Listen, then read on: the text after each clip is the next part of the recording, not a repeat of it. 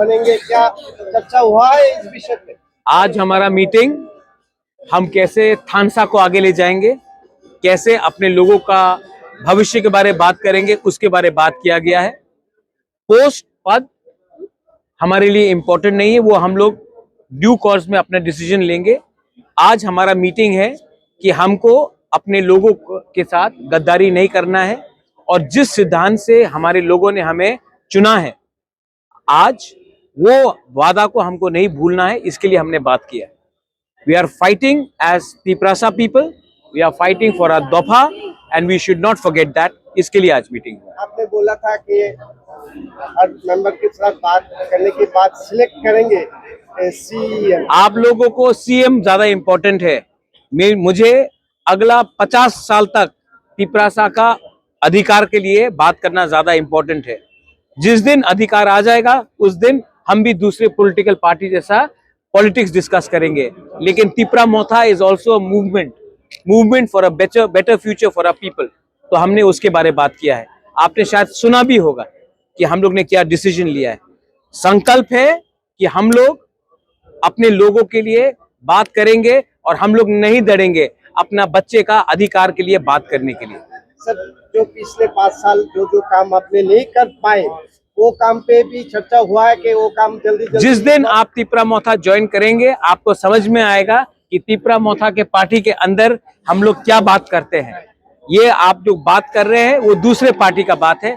तिपरा मोथा के अंदर बात जो होता है वो अधिकार का होता है, वो नेक्स्ट जनरेशन को सशक्त करने के लिए होता है और आज वही बात हुआ है। ये आप हर मेंबर से पूछ लीजिए।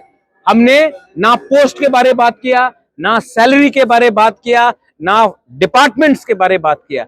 हमने बात किया कि हम लोग आने वाले दिन में अपने लोगों के पास कैसा जाएंगे, कैसा काम करेंगे, वीसी इलेक्शन में कैसा काम करेंगे, 28 के लिए क्या काम करेंगे और अपने लोगों को जो वादा किया है वो हम कैसा पूरा करेंगे, उसके लिए बात किया। मैंने वही पूछा है जो आपको ज्वाइन करना पड़ेगा तिपरा मोथा। हमारा जो दिक्कत है अभी वो जल्द पूरे करने की कोशिश करेंगे। ये देखो, जब तक आप हमारा डीएनए नहीं समझेंगे तब तक आपका सवाल कुछ और होगा।